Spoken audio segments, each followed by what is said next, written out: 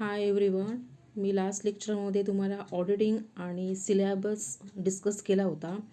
आता या लेक्चरमध्ये तुम्हाला फर्स्ट टॉपिक मी डिस्कस करणार आहे इंट्रोडक्शनचा. त्यातील इव्हॅल्युएशनचा पार्ट थोडक्यात डिस्कस करते.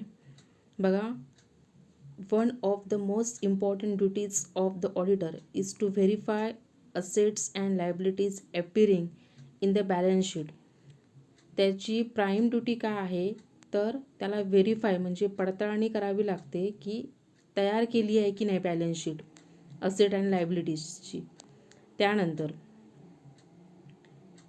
Verification means determining the existence and confirmation of assets and liabilities on the date of balance sheet. एक फायनान्शियल इयर घेतलं तर त्या फायनान्शियल इयरमध्ये जेवढे तुमचे आर्थिक व्यवहार होणार त्या आर्थिक व्यवहारावर तुमचीच बॅलन्स शीट ठरणार आहे. मग ती बॅलन्स शीट त्या वर्षाची आहे की नाही याचं कन्फर्मेशन जो कोण ऑडिटर आहे त्याला द्यावं लागतं. त्यानंतर बघा नेक्स्ट पॅरेग्राफमध्ये आता या ऑडिटिंगचा जन्म कसा काय झाला आहे त्याबद्दल आपण डिस्कशन करूया.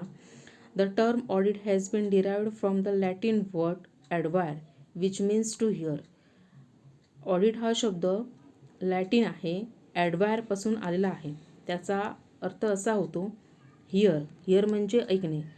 जुन्या काळात गेलं, प्राचीन काळामध्ये गेलं तर राजे एक असा व्यक्ती नेमायचे की त्याच्या थ्रू हिशेब प्रजेला जो खर्च झाला आहे किंवा प्रजेकडनं जो खर्च आला आहे किंवा कर म्हणा तो कानाने ऐकायचे आणि त्यानंतर राजा आपला मत काय असेल तो द्यायचा प्रजेला किंवा रिस्पेक्टेड पर्सन जो असेल त्याला तो सांगायचा की पुन्हा कोणत्या पद्धतीने नियोजन करायचं आहे किंवा कसा कर वसूल करायचा आहे किंवा कसा खर्च करायचा आहे याबद्दल राजा आपलं ओपिनियन द्यायचा. आता इथे बघा पुढे मी डिस्कस करते आहे.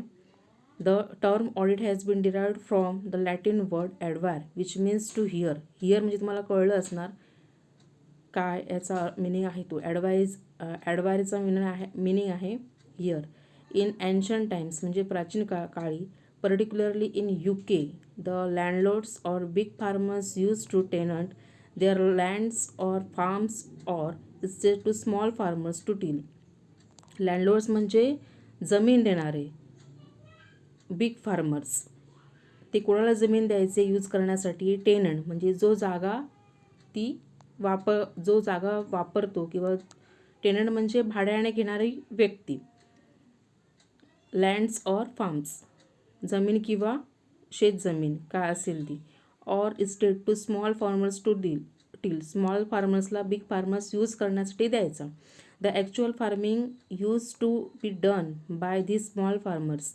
ॲक्च्युअल कोण यूज करायचा? लँडलॉर्ड हा यूज नाही करायचा तर ॲक्च्युअल स्मॉल फार्मर्सची जमीन यूज करायचा.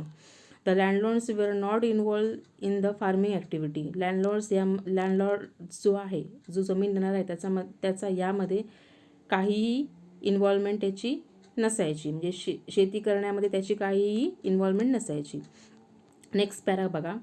हाऊएव्हर परंतु this landlords appointed some respectable person. तो एक रिस्पेक्टेबल पर्सन अपॉइंट करायचा. To look after the operation after certain intervals. The landlords use to hear. जो कोण जमीन देणारा आहे तो कानाने ऐकायचा. The position of accounts relating to this lands or farms or estate. Landlords relied upon the opinion of this supervisors. This is how the word auditing is ऑर्गनायझेड.